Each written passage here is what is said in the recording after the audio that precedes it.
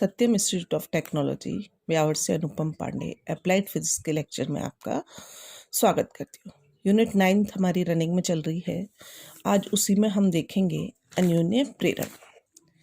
स्वप्रेरण हम देख चुके हैं, जो कि कुंडली में खुद के धारा प्रवाहित होने के कारण उत्पन्न होता है। अन्योन्य प्रेरण क्या है कि जब किसी एक कुंडली या परिपथ में धारा परिवर्तित करने पर निकटवर्ती दूसरी कुंडली या परिपथ से संबद्ध चुंबकीय फ्लक्स में परिवर्तन हो, जिससे दूसरी कुंडली या परिपथ में प्रेरित विद्युत वाहक बल उत्पन्न हो जाए, तो इस घटना को अन्योन्य प्रेरण कहते हैं। मतलब एक कुंडली में हमने धारा परिवर्तित की, उसके निकट रखी दूसरी कुंडली से संबंध चुंबकीय फ्लक्स में परिवर्तन होने से प्रेरित विद्युत वाहक बल उत्पन्न हो जाए, इस घटना को हम कहते हैं अन्योन्य प्रेरण। अब देखिए, जिस कुंडली में धारा परिवर्तित की जाती है उसे हम कहते हैं प्राथमिक कुंडली और इसे P से व्यक्त करते हैं, और जिसमें अन्योन्य प्रेरण द्वारा विद्युत वाहक बल उत्पन्न होता है उसे द्वितीय कुंडली कहते हैं। इसे S से डिनोट करते हैं। यहाँ परिपथ चित्र में देखिएगा, प्राथमिक कुंडली को हमने एक धारा नियंत्रक, एक सेल और कुंजी से कनेक्ट किया हुआ है। द्वितीय कुंडली को हमने केवल धारामापी से कनेक्ट किया हुआ है। तो जब हम प्राथमिक कुंडली में धारा प्रवाहित करना प्रारंभ, मतलब कुंजी लगाते हैं यहाँ पर, तो द्वितीय कुंडली से संबद्ध धारामापी में विक्षेप आएगा प्रारंभ में। लेकिन जैसे ही एक ही मान की धारा यदि इसमें प्रवाहित रहती है प्राथमिक कुंडली में, तो द्वितीय कुंडली में विक्षेप पुनः शून्य हो जाएगा। क्यों? क्योंकि धारा के मान में कोई परिवर्तन नहीं हो रहा है, और जब धारा के मान में परिवर्तन होगा तभी चुंबकीय फ्लक्स में परिवर्तन होगा। इसी प्रकार से यदि हम धारा नियंत्रक से धारा के मान को परिवर्तित करते रहते हैं, तो द्वितीय कुंडली से संबंध चुंबकीय फ्लक्स के मान में परिवर्तन होता रहता है, जिससे धारामापी में हमें विक्षेप प्राप्त होगा। अब इसमें लेंज के नियमानुसार प्रेरित विद्युत धारा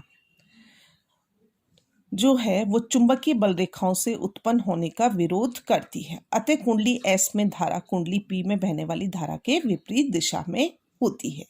यही हमारी अन्योन्य प्रेरण की घटना है।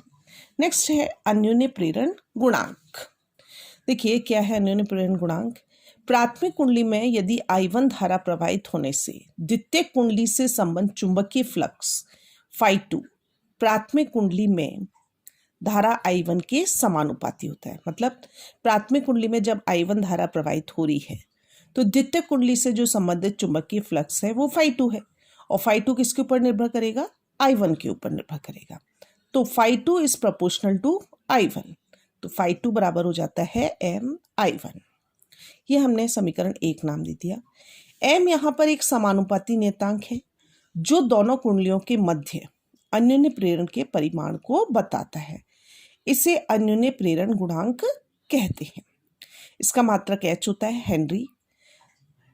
इसके हम विद्युत वाहक बल का मान भी ज्ञात कर सकते हैं। विद्युत चुंबकीय प्रेरण के नियम से E बराबर होता है -d∅2 अपॉन dt।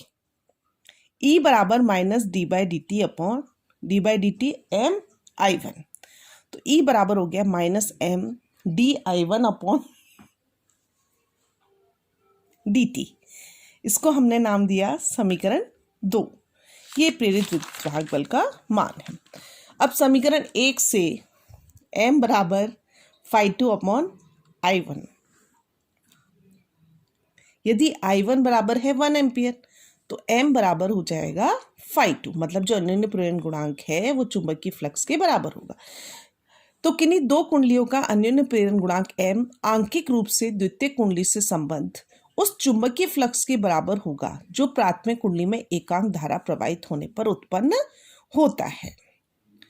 इसकी एक और परिभाषा हम दे सकते हैं समीकरण 2 से। M बराबर E upon -dI1 upon dt।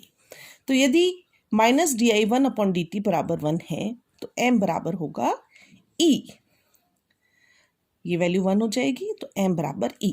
अतः दो कुंडली का अन्योन्य प्रेरण गुणांक द्वितीय कुंडली के उस प्रेरित विद्युत वाहक बल के संख्यात्मक मान के बराबर होता है जो कि प्राथमिक कुंडली में धारा परिवर्तन की दर एकांक होने पर उत्पन्न होता है। इस प्रकार से हम अन्योन्य प्रेरण गुणांक को परिभाषित कर सकते हैं। तो हमने देखा कि जो स्वप्रेरण है वह तो एक कुंडली में खुद ही धारा प्रवाहित होने पर उत्पन्न होता है।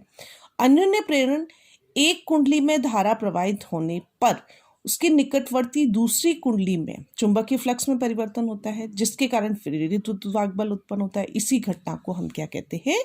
अन्योन्य प्रेरण, जहां पर m अन्योन्य प्रेरण गुणांक है और इसका मात्रक हेनरी होता है।